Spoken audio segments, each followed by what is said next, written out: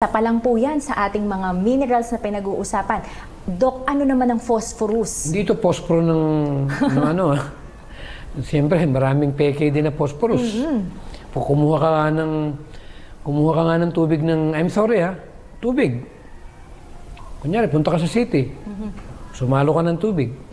May calcium yun eh. Ang tanong, inorganic ba yun? Phosphorus. Meron ding peking phosphorus. Alam mo si Satan napakatalino eh. Lagi na siyang merong counterfeit.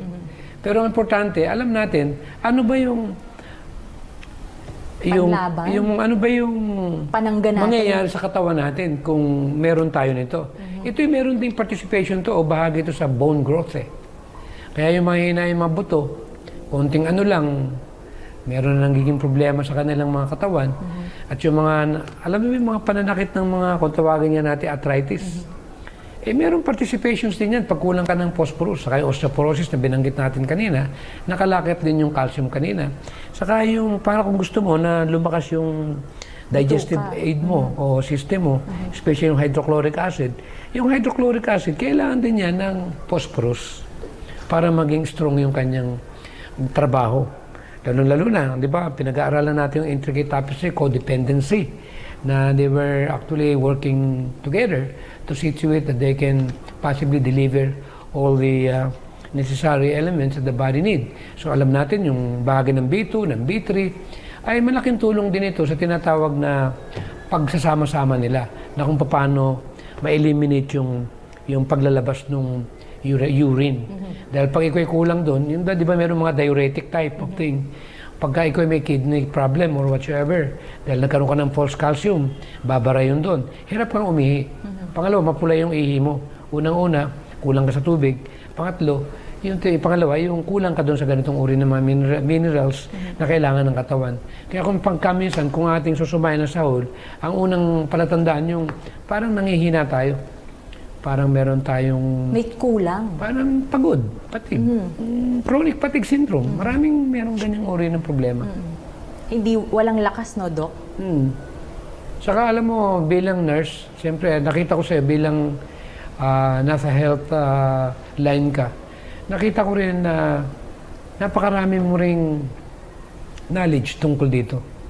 Na tungkol nga sa mga calciums na yan. Siguro, ituloy mo yung mga ano pang mga bahaging ito tungkol ng mga functions ng phosphorus na ito or whatsoever. Siguro, pagtulungan natin. Ayan. Siyempre mga kaibigan, andito din yung tungkol sa ating phosphorus, yung nakakatulong siya na magkaroon tayo ng malusog na brain. Diba, Doc? Kasi yung akala kasi natin mga kaibigan, yung mga minerals na nakikita natin na itong calcium, phosphorus, zinc, diba? Yung iba't ibang mga minerals na yan, hindi talaga yung katulad na nabanggit ni Doc na akala natin parang hindi siya essential, hindi siya mahalaga sa katawan natin, pero mahalaga po ito at kailangan natin itong makuha o makakamtan lang natin ng katawan natin yun kung kakain tayo ng matataas doon sa mga minerals na kailangan natin. So going back sa atin pong phosphorus, isa po yun sa tumutulong ang phosphorus para at least ma-regulate yung mga hormones natin sa katawan. Yun nga yung mga iba't ibang hormones na pangpasaya, meron din mga pampalungkot, so kailangan natin ng hormone ng phosphorus para at least ma-regulate yung cell repair. Ang tindi nun. Paano marirepair mo? Kumbaga sa mekaniko, paano marirepair yung makina ng kotse na ginagawa mo kung wala kang tools at wala kang materials na ipapalit doon? Parang kalpintero, di ba? So ito yung bagay na kailangan talaga nating maintindihan na meron tayong kinakailangan na material para, di ba, lagi natin binabanggit yung regeneration.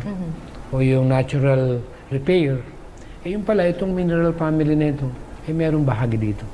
Tama, Doc. And another thing is yung metabolism ng proteins natin. So, kain nga tayo kain ng proteins. Pero kung walang phosphorus, paano naman siya ma-metabolize? Paano siya magagamit sa katawan natin? And another thing is yung weight loss. O, di ba mga kaibigan, yung phosphorus, nakakatulong din siya para makapagpabawas tayo ng ating timbang. And at the same time, yung nutrient na absorption nito. So, ang dami, no, tulong-tulong talaga yung mga minerals na to, Doc, para at least maging functional, mas maging healthy ang bawat katawan ng isang tao.